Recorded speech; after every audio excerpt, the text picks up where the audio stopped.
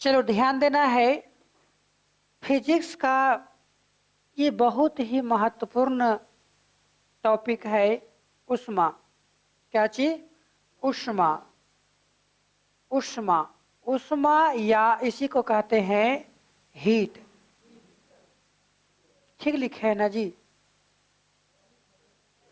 हाँ, ठीक लिखे है ना जी? नहीं आता है? अच्छा, ऊष्मा यानी हीट। ऊष्मा क्या है? तो ऊष्मा जानने से पहले आपको जानना होगा कि ताप क्या है। ताप तो कहेंगे उष्णता और शीतलता। उष्णता और शीतलता के अंतर को या माप को हम ताप कहते हैं। क्या चीज? उष्णता और शीतलता। उष्णता और शीतलता की माप को क्या कहेंगे? माप को ताप कहते हैं। ताप कहते हैं, या इसी को हम लोग कहते हैं तापमान या टेम्परेचर। अंग्रेजी में क्या कहते हैं? टेम्परेचर। ताप कहें या तापमान कहें, तापमान शब्द का जैसी प्रयोग किए तापमान मतलब कुछ अंतर होगा। इसमें अंतर होगा। शीतलता और उष्णता की जो माप है उसी को हम क्या कहेंगे? ताप कहेंगे। ताप जो है, टेम्परेचर जो है, या इसी को एक बात शब्द हुआ है उपयोग ऊष्मा। तो ऊष्मा क्या है? तो ऊष्मा एक प्रकार की ऊर्जा है। ऊष्मा क्या है? एक प्रकार की ऊर्जा है, क्योंकि इसमें भी ऊष्मा में भी कार्य करने की क्षमता होती है। कैसे कार्य करने की क्षमता होती है? आपको मालूम होगा कि सबसे पहले जो ट्रेन चलता था वो वाष्प इंजन से चलता था। वाष्प इंजन, उसमें टरबाइन को घुमाने के लिए वाष्प का प्रयोग किया जाता था। तो वाष्प में क्या रहेगा? ऊष्मा होगा जी। वाष्प में क्या होगा? ऊष्मा। तो और वाष्प कैसे बनेगा? जल में जब हम हीट करेंगे, उसको गर्म करेंगे, तभी तो ऊष्मा निकले, तभी तो वाष्प बनेगा। और वाष्प बनेगा उससे जो है कि दबाव पड़ेगा, और दबाव पड़ेगा तो टरबाइन घूमेगा, और टरबाइन घूमेगा तो क्या है? एक प्रकार की ऊर्जा है। तो कहेंगे ऊष्मा क्या है? एक प्रकार की ऊर्जा है। ऊष्मा एक प्रकार की ऊर्जा है। अब ध्यान देना है कि ऊष्मा कहां से कहां स्थानांतरित होता है। तो ऊष्मा हमेशा उच्च ताप से निम्न ताप की ओर, उच्च ताप से निम्न ताप की ओर स्थानांतरित होता है। कब तक स्थानांतरित होता है? जब तक कि दोनों का ताप बराबर ना हो जाए। ऊष्मा का स्थानांतरण तब तक होते रहता है जब तक कि दोनों का तापमान बराबर ना हो जाए। तो कहेंगे ऊष्मा के स्थानांतरण में भी ऊर्जा खपत होती है। ऊष्मा के स्थानांतरण में भी ऊर्जा खपत होती है। और ऊष्मा क्या है? एक प्रकार की ऊर्जा है। एक व्यक्ति का नाम है डेवी। डेवी, उन्होंने क्या किया कि दो बर्फ को रगड़ा, और रगड़ने के बाद वो बर्फ क्या हो गया? पिघल गया। और बताया कि इसमें रगड़ने से क्या उत्पन्न हुआ? गर्मी, अनेक प्रकार की ऊर्जा उत्पन्न हुआ, तो न कार्य करने की क्षमता आई जी, और वो बर्फ पिघल गया। तो डेवी महोदय ने पहली बार दो बर्फ को टुकड़े को आपस में रगड़ कर देखा, जिससे क्या हुआ कि बर्फ पिघल गया। और बताया कि ऊष्मा क्या है? एक प्रकार की ऊर्जा है। अब ऊष्मा किन किन बातों पर निर्भर करता है?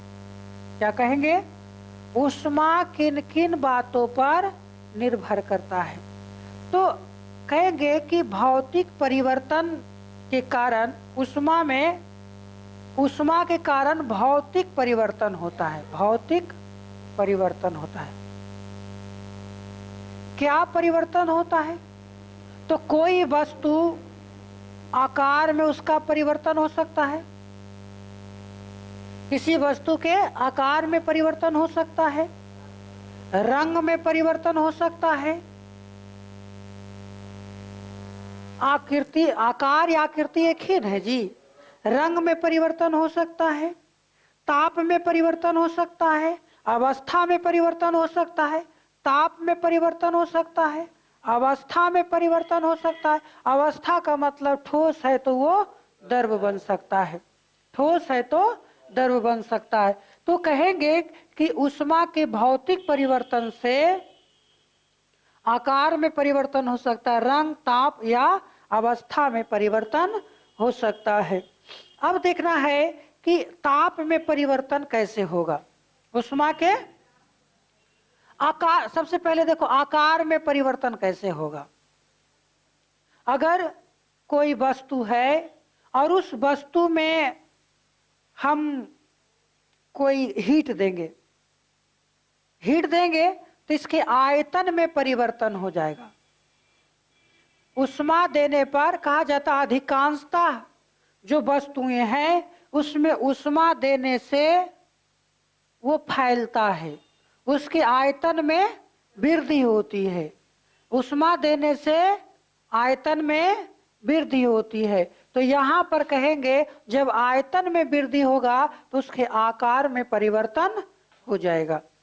किसी वस्तु में हम क्या करेंगे, ऊष्मा डालते हैं तो उसके आयतन में प्रसार होता है। आपको बताए थे कि जितने भी वस्तुएं हैं वो सभी वस्तुएं छोटे छोटे कणों से मिलकर बना होता है और उन कणों के बीच में एक आंतरिक आणविक बल कार्य करता है, उसी के कारण कोई वस्तु ठोस, कोई वस्तु द्रव या कोई वस्तु गैसीय अवस्था में पाए जाते हैं। जब किसी वस्तु को गर्म करते हैं तो उनके अणुओं के बीच जो आकर्षण बल है वो टूट जाते हैं। आकर्षण बल क्या होंगे, टूटेंगे। और जब आकर्षण बल टूटेंगे तो प्रसारित होगा, विस्तार होगा, उसके आकार में परिवर्तन हो जाएगा। रंग में परिवर्तन, कई ऐसे वस्तुओं को क्या करेंगे, ऊष्मा देने से उसके रंग में परिवर्तन हो जाता है। कई ऐसे वस्तु है जैसे में लकड़ी जलाते हैं तो काला हो जाता है ना, तो रंग में परिवर्तन हो जाता है। ताप में परिवर्तन, जाहिर सी बात है किसी वस्तु को गर्म करेंगे या ठंडा करेंगे तो परिवर्तन तो होगा ही। अन्य सभी वस्तुओं को गर्म करने पर उसके तापमान में परिवर्तन हो जाता है। गर्म करेंगे तो पहले कुछ तापमान था, बाद में तापमान बढ़ जाएंगे। फिर कहेंगे अवस्था में परिवर्तन। अवस्था, आपको जल जो है तीनों अवस्थाओं में पाए जाते हैं, ठोस, द्रव और गैस। क्या होगा कि अगर हम जल में ऊष्मा निकाल लेते हैं, जल से ऊष्मा को निकाल लेते हैं तो क्या हो जाएगा, वो ठोस में परिवर्तित हो जाएगा। लेकिन ऊष्मा उसमें देंगे, ठोस में ऊष्मा देंगे, बर्फ में ऊष्मा देंगे तो पहले द्रव अवस्था में, उसके बाद और ज्यादा ऊष्मा देंगे तो गैसीय अवस्था में परिवर्तित हो जाएगा। तो यहाँ पर क्या हो रहा है, अवस्था में परिवर्तन हो रहा है। किसके कारण, ताप के कारण, ऊष्मा के कारण। ये सारी परिवर्तन किसके कारण हो रहा है, ऊष्मा के कारण हो रहा है। अब देखो कि ऊष्मा को मापने के लिए किसका उपयोग किया जाता है, तो ऊष्मा को मापने के लिए तापमापी का प्रयोग किया जाता है। क्या चीज, तापमापी का प्रयोग किया जाता है। अच्छा बताओ, साधारण रूप से तापमापी को क्या कहा जाता है, थर्मामीटर, है ना जी। साधारण रूप से तापमापी को क्या कहा जाता है, थर्मामीटर कहा जाता है। तो कहेंगे ऊष्मा की ताप मापने के लिए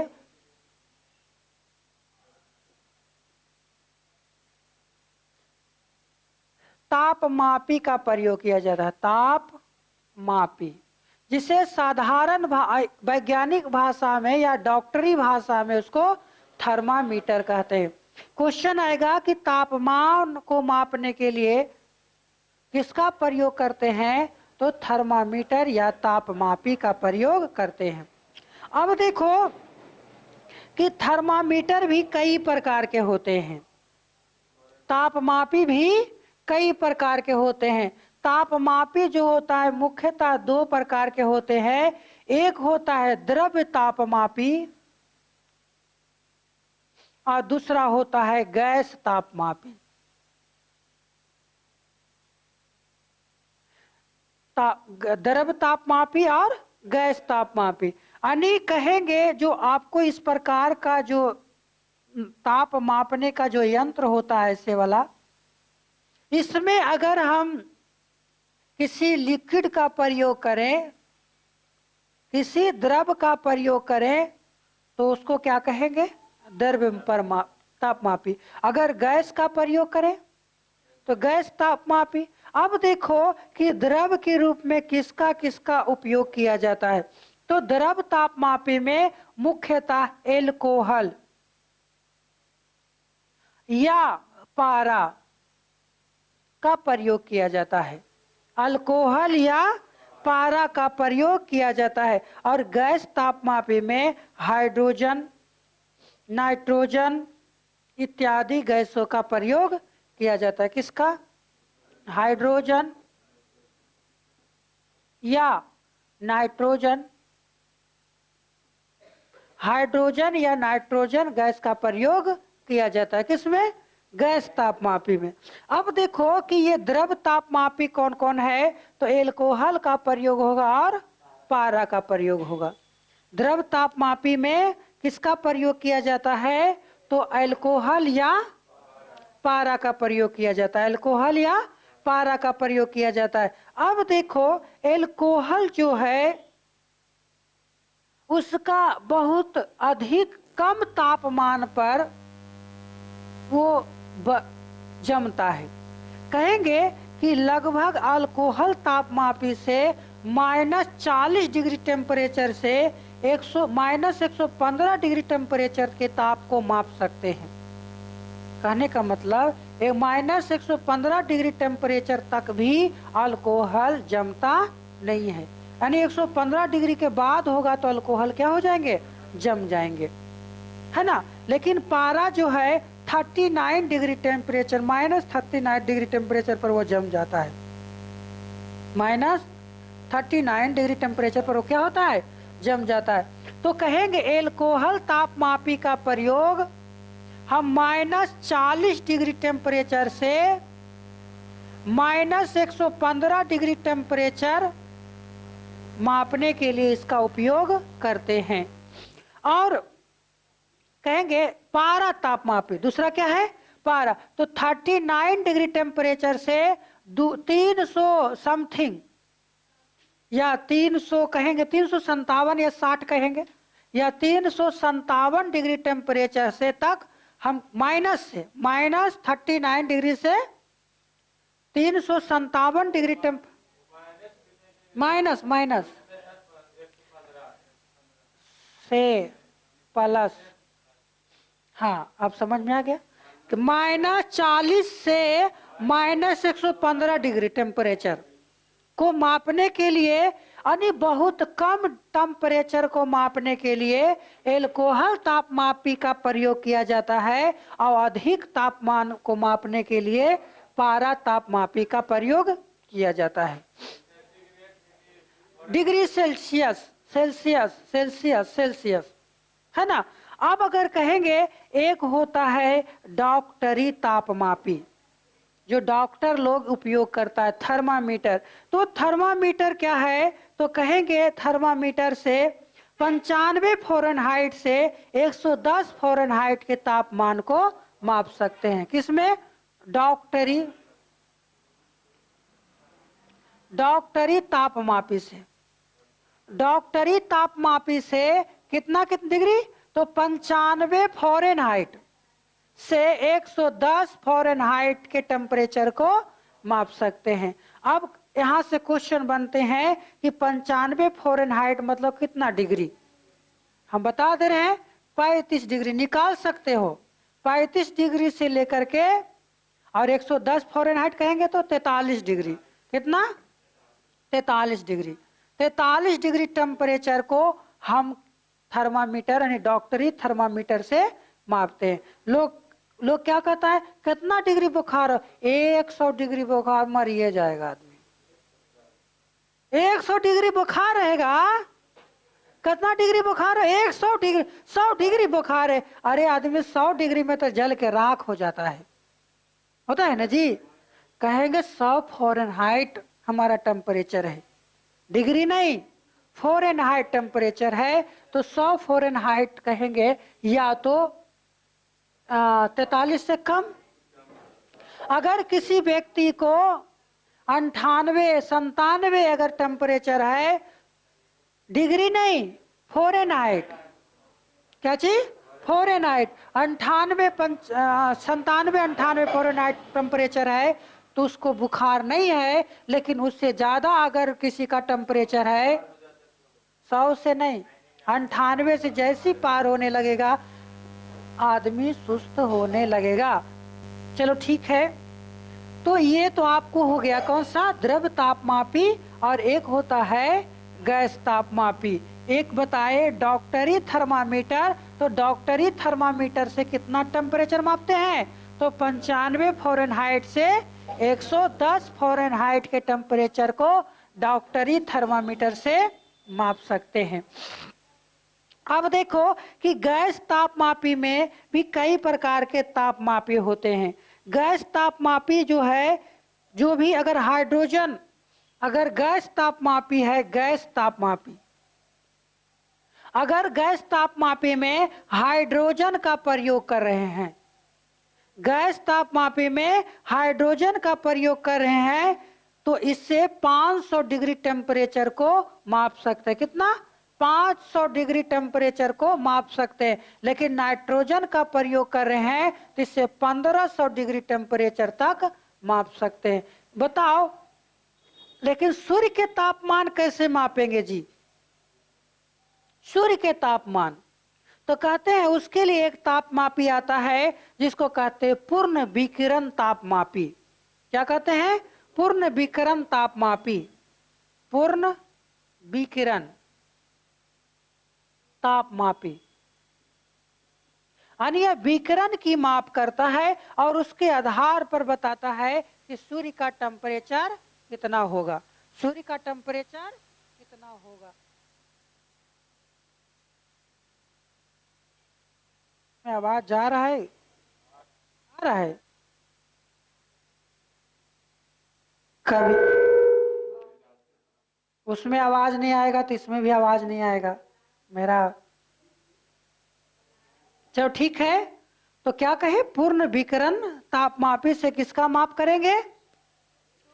सूर्य की, या हमसे बहुत दूर स्थित पिंडों की जो टेम्परेचर मापी जाती है वो किससे? पूर्ण विकिरण तापमापी से मापी जाती है।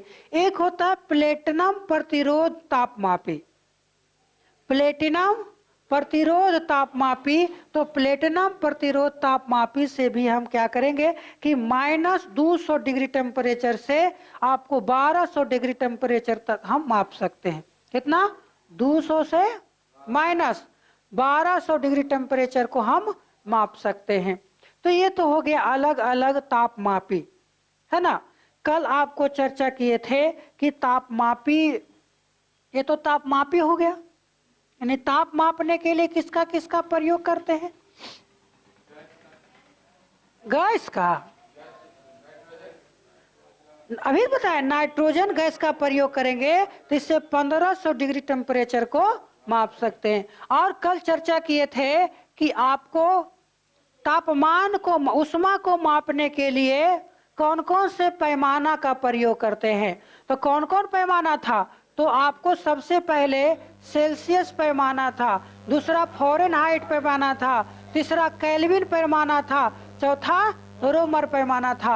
इसमें कहे थे कि जितना फ़ारेनहाइट या डिग्री पर कोई वस्तु बर्फ में बनना शुरू हो जाता है उसको न्यूनतम तापमान कहते हैं, न्यूनतम। और जब आपको एक कहते हैं क्वथनांक, यानी जिस ताप पर कोई वस्तु उबलना शुरू होता है उसको क्या कहते हैं, क्वथनांक। या इसको हम द्रवनांक, या इसी को हम कह सकते हैं फ्रीजिंग पॉइंट। फ्रीजिंग पॉइंट यानी जमने वाला पॉइंट, है ना। तो आपको कहेंगे कि इसमें कितना होता है, न्यूनतम 0, अधिकतम 100 फ़ारेनहाइट में 32, इसमें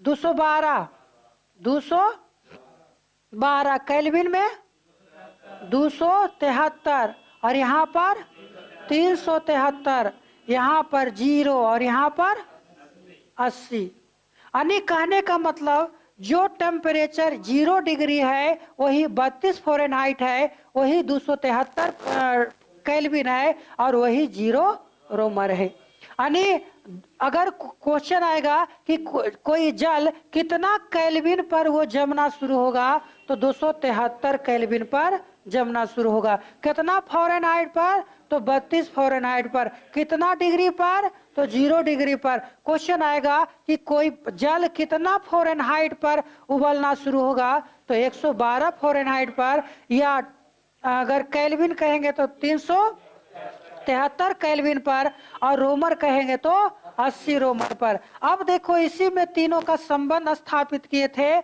कि आपको सी, एफ, के और आर में संबंध, इन तीनों में संबंध स्थापित किए थे। ये तीनों में संबंध कैसे स्थापित किए थे, तो डिग्री टेम्परेचर है, जो न्यूनतम तापमान है उसको घटा देंगे और इन दोनों के बीच में जो अंतर है उससे भाग दे देंगे, बराबर।